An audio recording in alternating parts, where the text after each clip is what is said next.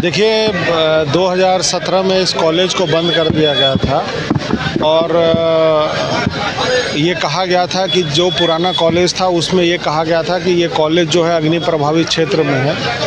लेकिन मैं इस बात को नहीं मानता हूँ, चूँकि उस समय हम लोग नहीं थे और नहीं रहने के कारण जो है अधिकारी उस समय मनमानी करके उसको बंद करा दिए और गलत सलत रिपोर्ट दे दिए।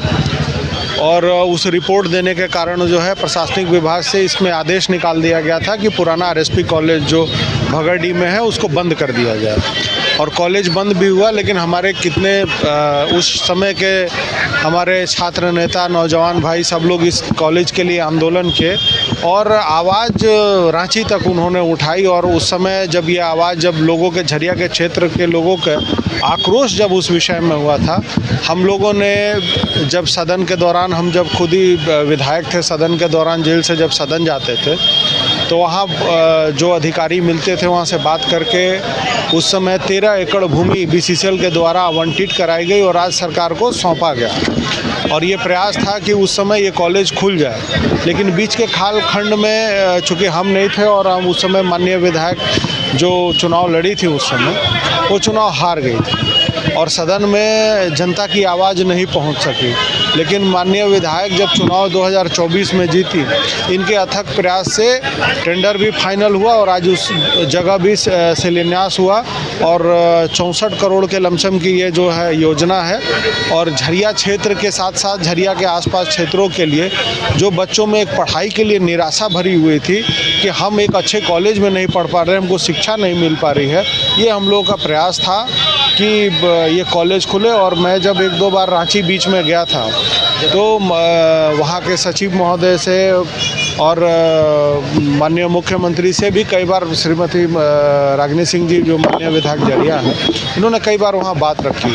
झरिया के लिए ये सबसे गौरवान्वित की बात है और मेरे लिए सबसे खुशी की बात यह है कि जो विषय मेरे सामने चला गया था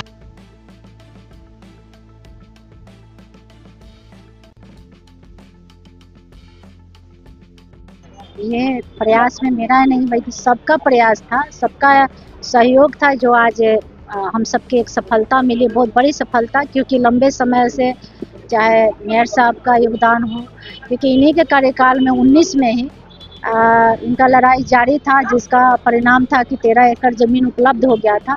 लेकिन बीच में 5 साल नहीं होने के कारण और किसी ने प्रयास भी नहीं किया, जिसका परिणाम है कि कुछ नहीं हो पाया। और आज 1.5 साल से हमारे लगातार प्रयास जारी थे। आप देखे होंगे कि सदन में जब भी हम जाते थे तो एक बार ज़रूर आवाज़ उठाते थे कि भैया मेरा आरएसपी का जो टेंडर जो प्रक्रिया में है, जो प्रोसेस में है, आखिर कब तक होगा। तो कहीं ना कहीं आज जाकर रंग लाया और आज जाकर हम लोग पूजा करके और शुरुआत किए हैं। क्या मापदंड कब तक पूरा कंप्लीट होगा? ये इसका 3 साल का है और 3 साल में हम लोग बहुत जल्द उद्घाटन भी करेंगे। और काफ़ी झरिया में खुशी का लहर है, बल्कि झरिया के आसपास क्षेत्रों में खुशी का लहर है। लोग कह रहे हैं कि काम ऐसा होना चाहिए जो धरातल पे दिखे, ना कोई माइक और मंच पे दिखना चाहिए। लेकिन कुछ लोग का कहना, कुछ लोग का ऐसा होता है कि सिर्फ माइक पे ही बोलना और मंचों पे ही दिखता है, लेकिन धरातल पे कुछ नहीं दिखता। मेरा मानना है कि हम जब तक धरातल पे नहीं दिखाएंगे, माइक और मंच पे रागिनी सिंह नहीं बोलने वाली।